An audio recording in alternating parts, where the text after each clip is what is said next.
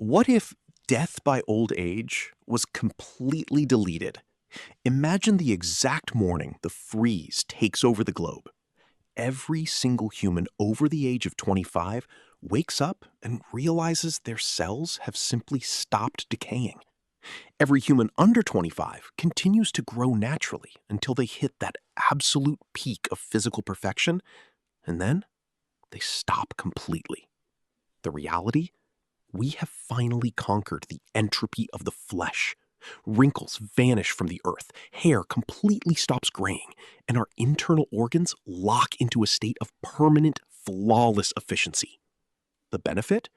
Old age, which is the leading cause of death on the planet, is entirely deleted from human biology. The catch? The fear of the world. When you know with absolute certainty that you can live for 1,000 years, you become absolutely terrified of anything that could accidentally end that infinity. Humanity would slowly retreat into safety pods. We would see the complete death of extreme sports, the end of fast driving, and the death of physical exploration. We would trade the raw thrill of living for the absolute security of an eternal 25-year-old body hiding indoors forever. What if the global economy hit a career wall? In our current natural world, the old eventually retire and pass away to make room for the young. This natural churn is exactly how new ideas, fresh energy, and innovation enter the global economy. The reality? Total professional stagnation. The CEO who is 25 years old today will still be sitting in that exact same CEO chair 300 years from now. The benefit? Industries are run with absolute, unshakable expertise.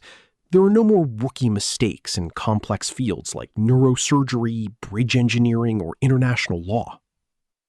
The catch? The creation of the infinite intern.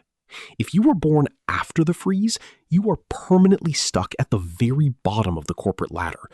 There are absolutely no promotions because the people in the positions above you never age, never retire, and never leave. You become a 150-year-old entry-level worker fetching coffee in a world where the first immortals own every single top-tier position until the end of time. What if the retirement industry collapsed overnight? The entire global financial system, every bank, every government, is built on the work, retire, die cycle. Pensions and Social Security only function because society expects you to eventually stop working. The reality? The very concept of retirement is permanently removed from the human dictionary. The benefit? Trillions of dollars in locked pension wealth are suddenly freed up. This massive amount of capital could instantly be used to fund a global utopia, cure world hunger, or build our first colonies on Mars. The catch? The eternal grind. You no longer work for 40 short years, you are expected to work for 4,000 years. The immense psychological weight of a forever career leads to a new disease: infinite burnout. People would begin to view a 9-to-5 job not as a stepping stone to build a good life, but as a lifelong prison sentence with absolutely no hope of parole. You are a worker bee forever. What if the Earth reached its maximum capacity in 50 years? Nature maintains its delicate balance strictly through the cycle of birth and death. Currently, about 60 million people die every single year, making room for the next generation. The reality?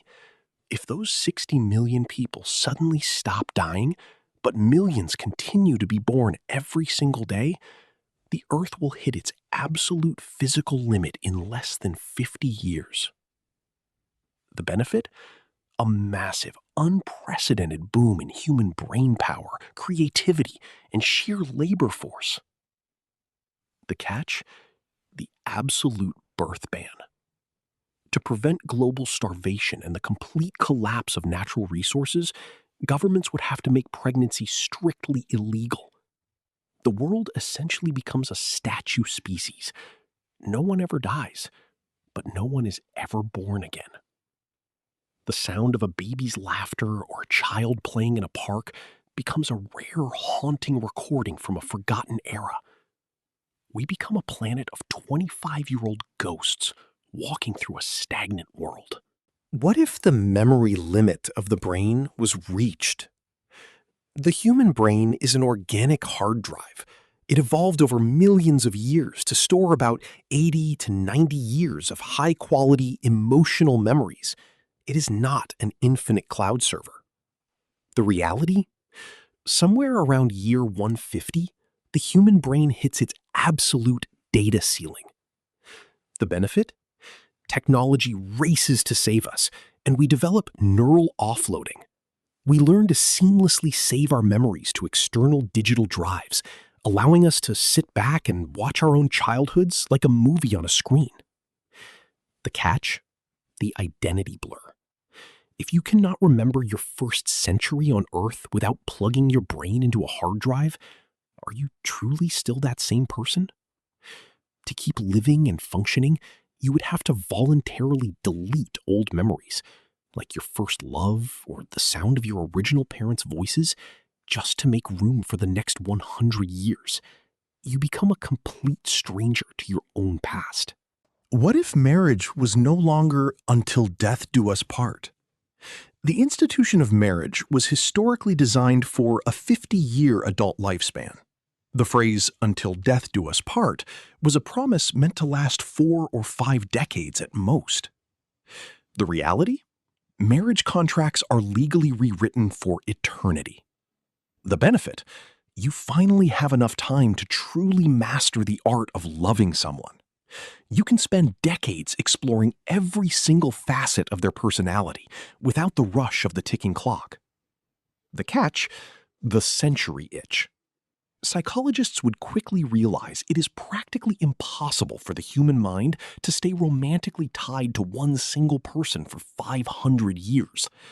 Divorce becomes the mandatory, expected norm. Marriage is officially replaced by phase contracts. You marry someone for the first century, and then legally move on when the contract expires.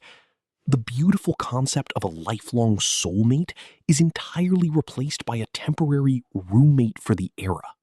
What if the dictator became a permanent fixture? Throughout human history, the worst tyrants and dictators were eventually defeated by their own biology. They grew old, their minds faded, they lost their grip on power, and they naturally died. The reality? The birth of the eternal tyrant. The benefit?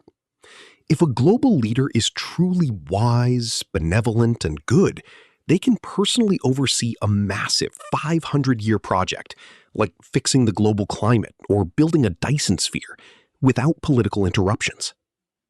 The catch? Permanent oppression. If a cruel dictator takes power at the age of 25 and never ages a single day, they can rule with an iron fist for 1,000 years. Their secret police have centuries to perfect their surveillance state. Revolution becomes the only possible way to change a government, leading to a world locked in constant violent civil wars, because the throne never becomes empty naturally. What if experience replaced money as the global currency? In a world where every single person looks exactly 25 years old, physical appearance loses all of its social value. You can't tell if the person standing next to you is a billionaire or a beggar, a genius or a fool. The benefit? Total beauty equality. No more ageism in the workplace, and no more judging people based on wrinkles or gray hair. The catch? The aura of the ancient. We would develop mandatory technology to digitally scan someone's true chronological age. A 500-year-old would look down on a 30-year-old with intense superiority. A new, invisible, and unbreakable caste system is born. The older you are, the more human capital you possess, leaving the naturally young as permanent second-class citizens, simply because they haven't existed long enough. What if the body modification industry exploded?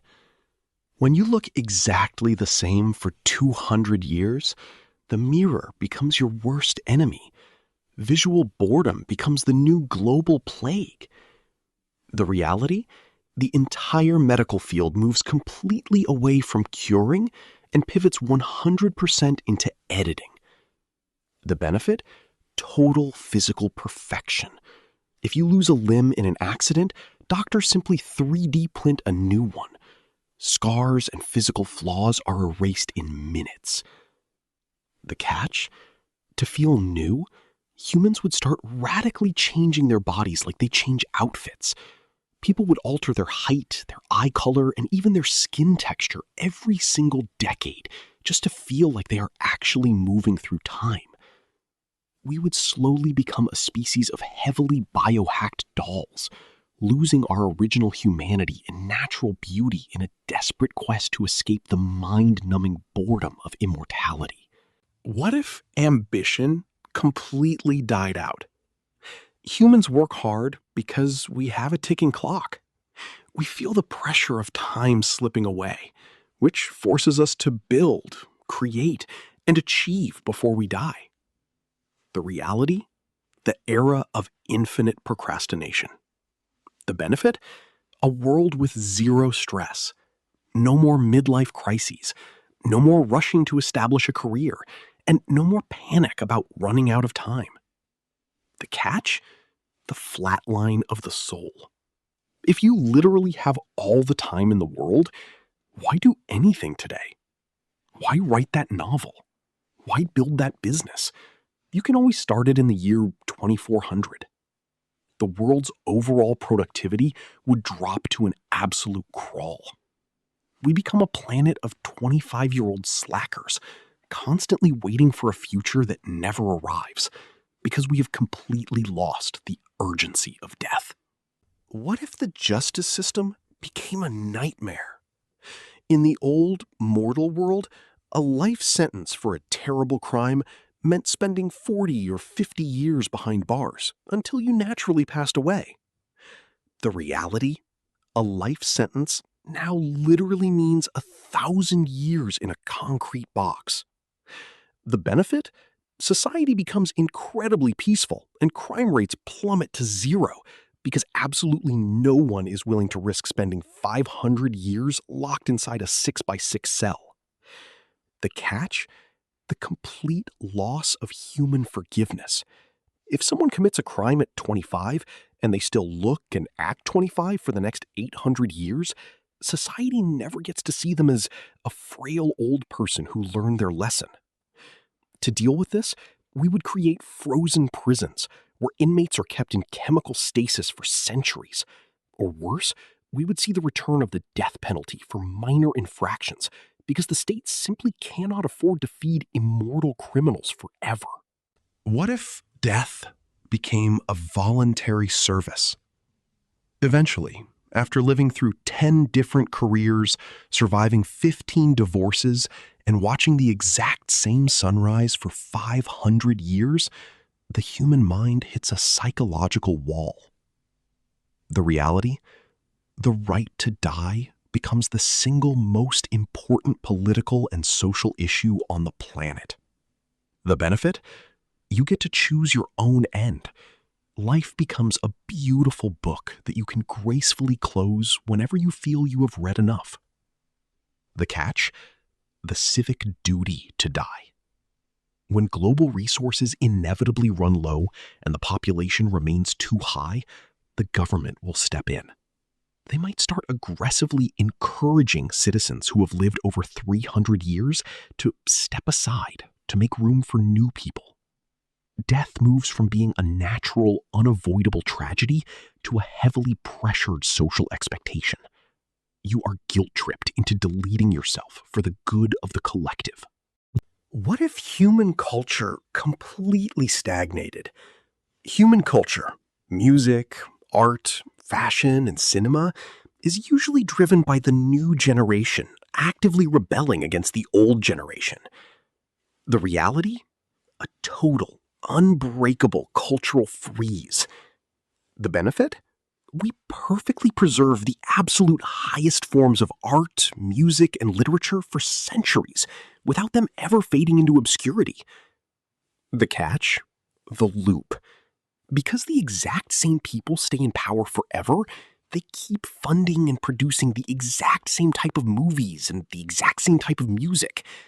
For 400 straight years, the top 40 radio hits never fundamentally change.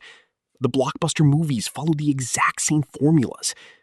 We become permanently trapped in a cultural museum where nothing authentically new is ever allowed to grow because the youth never get their turn to speak. What if insurance companies ruled the earth? The modern insurance industry is simply a massive mathematical bet on the calculated risk of your death or injury. The reality? Without natural death, insurance companies pivot and become the absolute most powerful, controlling entities on Earth. The benefit? These mega corporations would fund massive, global safety infrastructures, like automated self-driving networks and hyper-safe buildings, simply to protect their financial investments in your life. The catch? Total behavioral control. To keep your required immortal policy active, you must follow their impossibly strict rules. No eating fast food, no skydiving, no walking outside late at night, and no drinking alcohol. You may be biologically 25, but you are forced to live like a fragile, fearful 90-year-old because these corporations of life dictate your every move to minimize their risk. What if we lost the power of natural evolution? The biological evolution of any species strictly requires the birth of new individuals carrying slight, random genetic mutations over thousands of years. The reality? The biological evolution of the human species comes to a sudden, permanent halt. The benefit? We no longer have to worry about random, devastating genetic diseases spontaneously appearing and spreading through the human population. The catch? The genetic wall. Without new generations constantly mixing DNA and creating natural variety, our species completely stops adapting to its environment. If the Earth's climate drastically changes, or a terrifying new type of bacteria evolves in the wild, we simply won't have the evolutionary tools or genetic diversity to survive it. We become a biological fossil, perfectly preserved in our current state, but completely unable to adapt to a changing universe. What if memories became a commercial product?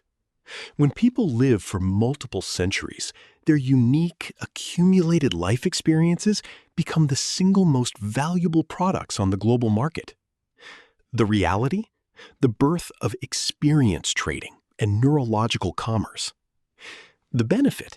Through neural links, you can literally rent the memories of a 500-year-old deep-sea explorer to feel exactly what they felt, accelerating human empathy and shared understanding. The catch? The absolute death of personal privacy. To make money in a stagnant economy, people would start selling their most intimate, private memories to massive corporations. Richer citizens would casually buy the wisdom, skills, and joyful memories of others, while the poor would be forced to sell their happiest life stories just to afford basic survival. Your mind is no longer your private sanctuary. It is a digital asset, constantly up for sale in the eternal market.